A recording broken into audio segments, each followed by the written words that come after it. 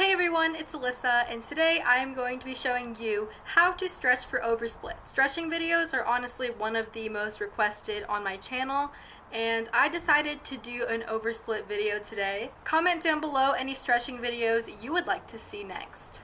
Alright, so when you're stretching for oversplits, you want to start building up. As in, you can't go straight into the hardest way to stretch for oversplits if all you have is just your plain splits. So I'm going to show you how to work your way up from the easiest to the hardest ways to stretch for your oversplits. The first thing you want to do is always start off with an everyday stretch routine. I have an old one that I made, but trust me, I literally use the same exact routine as that. I haven't really changed anything.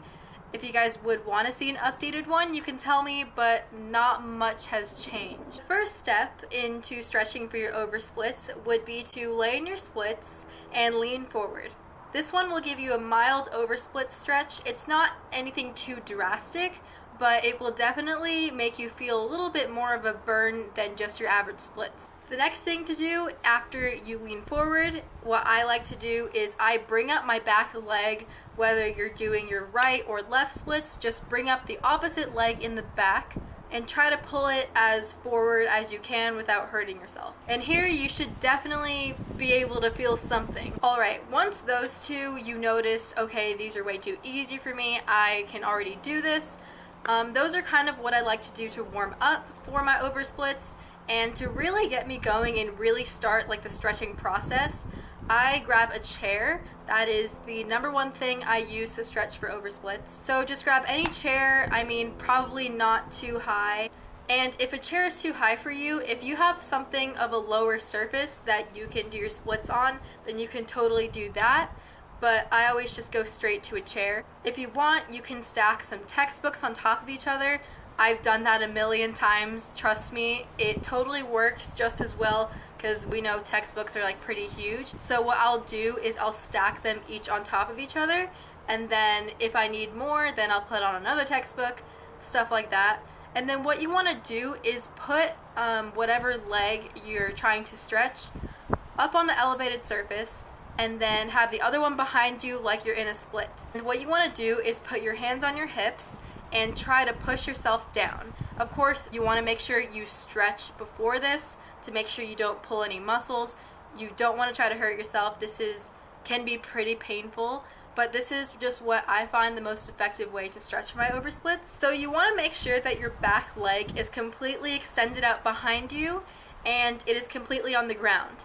If your back leg is not touching the ground all the way, then you should probably take it down a couple notches and go on a slightly less elevated surface. And what you can do while you're in this position, if it seems like, oh, my back leg is already touching the ground and this is pretty comfortable for me, but I just want to challenge it a little more to see if I can get that really good stretch, lean forward up on your elevated leg, and that will give you a little bit more of a stretch. Another option for oversplit stretching is using a door frame, and I use this all the time. I also use this for stretching for my needles. Even though I haven't done a needle in so long, I always used to do this to stretch for my needles. So when you use a door frame for oversplit stretching, what you can do, one of two options. You can either put your splits leg, whichever one is going in front of you, up on the door frame and have the other one behind you up against the other side of the door frame, and you can lean forward from there. Or I feel like the more effective way of stretching with a door frame is putting whatever back leg you're using up against the door frame and then use your hands to walk yourself up.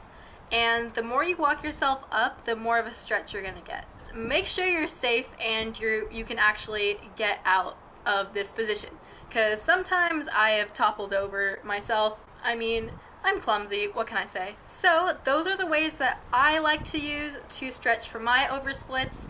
It's very effective for me. We all have our different ways of stretching. You can do it however you want to, but these are just the way I like to do it. Give this video a thumbs up if you want more stretching videos. Thank you guys so much for watching, and I will see you in my next video. Bye everyone.